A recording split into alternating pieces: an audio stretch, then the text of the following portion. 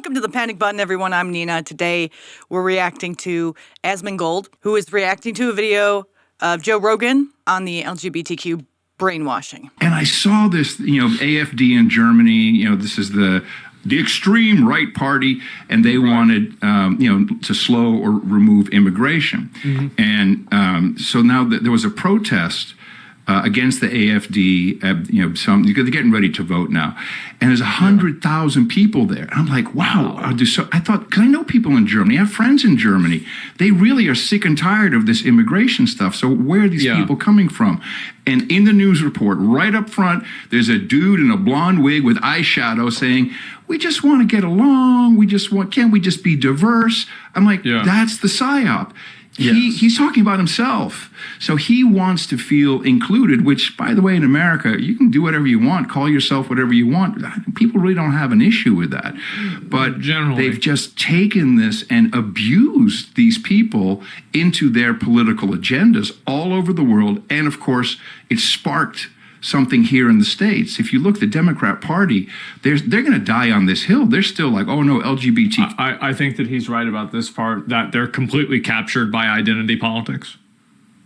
They're completely captured. I don't know if they're ever going to be able to get over it without like a total reformation.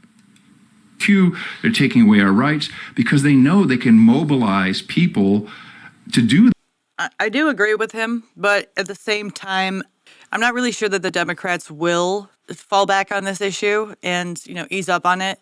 I think they only know how to double down because they just want to be right. I mean, you see it on the news all the time where they're trying to rewrite history to push their side even more, and it doesn't make any sense. It's almost like they think the American people are stupid and they're watching the news and believing everything they say, and it's just so easy to fact check them and realize that they're wrong about so many things. And it's all to just push their agenda. I really don't have any faith in the Democratic Party, and I used to be a part of it. So I don't know if they will, honestly, unless they get rid of all the activists that are a part of the party. I don't really see them coming back from their insanity. To do that, and then you can throw in Palestine and all kinds of people. Did you see the city council thing in Worcester, Massachusetts yesterday that's gone viral today? Yeah, which one's Jamie, did you see it? I'm seeing it right now on Twitter. Oh, yeah, pull this bitch up. I haven't seen it. There's a compilation of these people, like, absolutely freaking out. The best one's the compilation, if you can find the compilation. But it's all these LBG. I saw this video, and it was just a whole bunch of activists, very unhinged, spoiled, egocentric kind of people, just demanding things. And that's not how you get your way. People don't really fall for that when you demand things. The Democratic Party, they totally went along with it. But after a while, people start going, okay, that's enough. That's enough. You're going too far. Back in the day, the transsexuals and the gays, like myself, we just wanted to integrate. We were doing good. We got our rights, and then these activists just pushed their way into it. And it just dismantled every part of the LGBT. They added new words, new pronouns, new genders, and all of a sudden you have straight women and straight guys saying they're queer and then speaking out for us, making us look unhinged and nasty and narcissistic and bullies and mean girls. And it's like, no, stop. You're ruining it for everyone. All because you want a dog in the fight because you don't feel important, because you don't feel special. Well, you're not special. Just forcing your way into women shit, forcing your way into lesbians. But like, come on, man, just stop. Stop the insanity. And then they don't. They just keep going. But it's all these LGBT people show up at this city council meeting to say there's like a trans genocide. It's one of those, dude. We're going to round up in concentration camps. Yeah, 5 minutes long. Just give me, start from the beginning. Give me. Can you wrap up, please? Yes, I can. If you say that you're afraid of Trump and that's why you don't want the city to be a safe space for trans. And when did we start looking like clowns? Back in the day, the gays, even though they were flamboyant and all that stuff, they weren't clowns. You added clowns to the acronym. You got women like this who are probably straight or bi, dressing up like clowns, what they think are drag queens, which, no, she's just Marge Simpson with a down-do. You got these people coming in, speaking for us, and it's like, no! You look crazy. And now you're making everyone think we're all crazy. And we're not. When you open borders to the country, to LGBTQ, when you open that border, you let in crazies. And when you let the crazies in, they're usually the loudest and the most obnoxious. People, you better prepare for trans people to make this a very unsafe space. Oh, brother. I'm shaking. If you're 1% of the population, it's really hard for you to make it an unsafe space for the entirety of America. Brother. I'm shaking right now. We saw this. I don't want to be here. Please. I believe it. I'm sorry. Am I taking too long pleading for my life? Pleading for your life. Who's dying? Who's killing you? No one is killing you. No one is taking away your rights. We're taking away the ability for men to push their way into female spaces in sports. That has nothing to do with you dying. And we push for them to stop messing with children. If you're 1% of the population, why are so many of them around children? Does that make any sense to you? Because it gives me a really icky vibe. So in no way in hell is that guy's life being threatened for being who he is. In his head, because he watches all this mainstream media, he thinks that someone's gonna like come to his house, his mom's house, and kill him or something. And it's just madness. They're not gonna round you up and throw you in camps. The Republican Party is not the Nazi Party. Get with reality. You remembered how many children I have and that 2 of them are trans. There it is. 1% of the population, people. 1% of the population, and somehow, miraculously, she has 2 trans kids, and I'm assuming she's probably identifying as queer, which just means nothing. So what I am seeing with this woman is she is grooming her children. There it is. Yeah. I speak as both the B and the T in the LGBT. He's both. I'm multiply disabled. I have Now, these are the type of guys that push their way in. These are not the type of women I want anywhere in my space when I have to pull down my pants to pee or take off my clothes to change or to shower. We don't want men in there like that. And these crazy feminists over here on the left who are saying, I'm afraid of men, but I've never been afraid of a trans woman in my space. It's like, do you not know that they're also men? They're just dressed up. These aren't transsexuals. Majority of these guys who identify as trans are not transsexuals. Totally different thing. Transsexuals are a totally different thing than transgender women. He's both. I'm multiply disabled. I have Ehlers-Danlos syndrome, which is a connective tissue disorder that causes me immense physical pain. I'm on the autism spectrum, and I have narcolepsy, and I couldn't drive myself here, so I had to. So I was thinking about this. I was thinking, why is she all of a sudden rattling off all these mental health issues that she has? That has nothing to do with why she's there.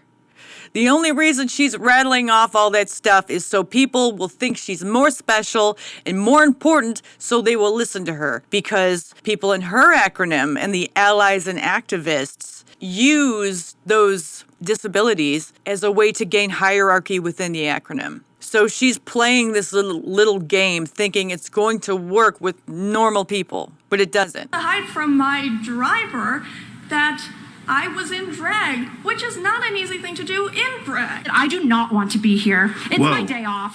Whoa. I do not want to be This in is the your one from DMs. earlier. I do not want to be in your email inboxes. I do not want my creativity writing diss tracks like Kendrick. I don't want. So this is a poetry slam. I am not doing this. I am not doing this and this and this and this and this. I have been here. I have been here before.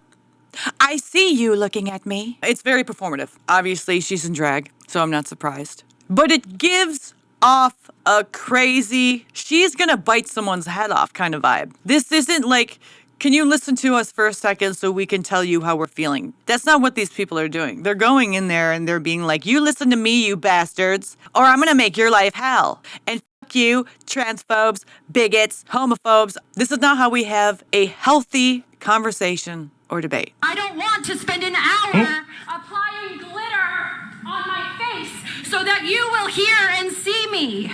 Damn you people, you made me do this. You made me dress up in drag and drive my ass all the way down here so I could stand here and yell at you. You made me. No. This is another thing that I can't stand about them is that they blame other people that have nothing to do with them for their own actions. What?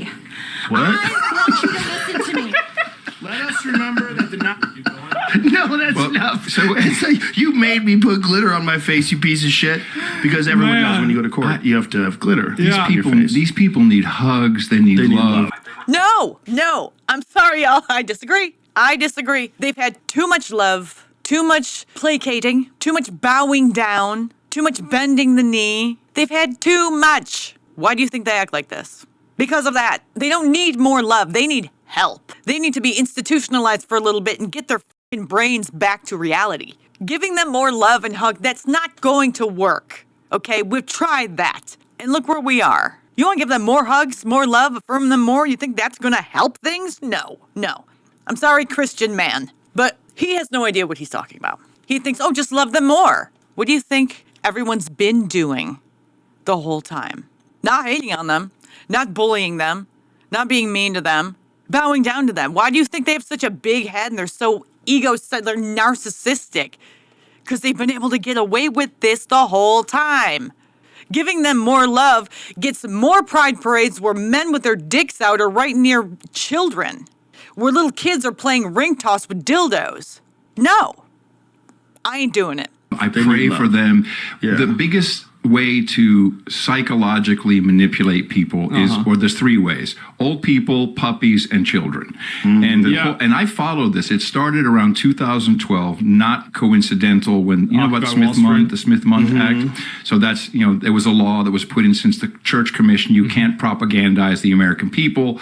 The Defense Department and others went to the government and said, well, like we're on the internet now. We might accidentally push some propaganda on people. It started with bullying in schools. I know because John Dvorak and we followed it on No Agenda. Started with bullying, then it was we needed anti-bullying laws, and we're literally going like, what happened to sticks and stones will break my bones or punch the bully in his nose? No. Then the teachers, and then we got hate speech laws, not actually laws, but hate speech punishments, and this kept building up until you guaranteed parents through the American Medical Association, the Pediatric Society, all of these different trade groups, that if you don't transition your child, that child will commit suicide. Right. And that is a horrible thing that they've done. Think about these parents who may or may not one day wake up and go, what have I done? What have I done? Well, someone was talking about this the other day, that this is the real problem, is that so many parents have committed to doing this to their children, and they cannot face the reality of what they've done, and so they're going to dig their heels in. Well, they don't know what it is, right? I mean, like, I think that, like, as a parent, like, there are a lot of things that kids can't consent to and parents can't consent their kids into, even if they want to, and that's for everybody's best interest. That's it. Forever, and vote Democrat about gender affirming care. But the thing is, that's a small percentage of people in the general population. Thank God. And thank God. But they're overrepresented in the fact that they make it their whole life. And so they're very loud and very vocal, and then they become a political beach ball. And I talk about beach balls. I heard you talk about that with Bridget. That's what it is. It's totally. The political beach balls at a concert. They chuck them up in the air, so we always have something to fight about. So we're not paying attention to like the USAID stuff or a lot of the stuff. I think that Joe's bringing up a really good point here, is that a lot of these identity politics issues are basically being put forward as a distraction technique from economic policy. I think this is very true. I think it's always been true. That is true, but we also need to take into consideration that this is also a big threat to women and children. And I think that's also important, just like the country's budget. I don't think that we should be turning away from protecting women and children from this crazy ideology just because it's turning us away from looking at the budget. I mean, we can multitask, right? I mean, we're a smart enough country that we can multitask and work on multiple things at once. If it's like really important. And this is just a part of this tangled web. It's called Munchausen syndrome. It's Munchausen by proxy, actually. It's Transhausen by proxy. That's what we've named it. If you're acting like that, you've convinced your kid that they have a disease. But I know what it is. Like, I get it. Psyops that's been running our culture. I mean, I would say our government, but it's everything, right? Culture. Yes. So it's the government has established its hooks in us and put fear and law and rules. And the more law and the more rules, the better, because the more likely you're going to break a few of them, and then you're going to shut the fuck up. And they've got these fucking things everywhere, and it's just allowing them to run this mafia business. And there's a bunch of people that are reasonable. I think that's true, is that it's very hard to speak out against this stuff. And it wasn't, well, not anymore, but for a long time, it was very hard to speak out against this stuff. And that's why, for example, like the trans kid stuff, I think that's the point. That was the bridge too far. That really kind of, that was the straw that broke the camel's back. And then afterwards, now you see people like having a huge reaction against it, massive reaction against it.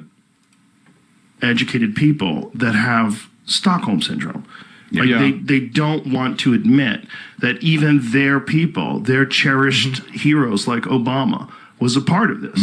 Big part. All these people that you think of as progressive Democrats, they were all a part of it. So anyway, it overflooded the dam and broke. Yeah, I guess so. Remember when Nick Merckx got backlash when he spoke against this? I do. And I think that radicalized a lot of people too when they saw that. They saw somebody like Nick Merckx who said, I don't want to have, gender ideology in like my kids' schools. And then he gets taken off of Call of Duty. Everybody hates Nick Merckx now. Everybody's dunking on Nick Merckx. But why are the LGBTQ going after children? That should be the first question, because they want to save children.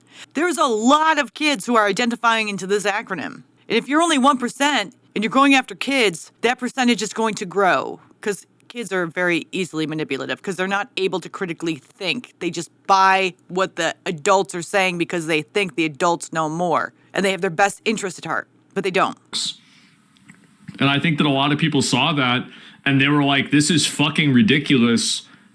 And the fact is that as soon as it was possible to express that opinion, it turns out everybody actually had Nick's opinion. And it's a super majority opinion that the public has. And so the only way that this stuff was able to flourish and grow was when it was being protected ideologically completely. Supermajority? Yeah, absolutely. So that's it. I mean, a lot of us in the community, we have been speaking out on this stuff for years. It's sad that it takes some dude streamer, Nick Merckx, to get people to see that this is crazy. And then at the same time, you see someone like Charlie Moist Critical saying that choosing to be trans as a child is the same thing as choosing like a soccer team to play on. You take the good, you take the bad, you take them both, and then you got the facts of life. Like and subscribe to this video, share it with your friends, share it with your enemies, comment below, join our memberships, hit the bell, and I'll see you later. Oh, why'd you have to go and do that? Thought we had a good thing going. Now I'm going to fall a little off track since you broke the mold. Take something for the pain and regret for having invested so much time.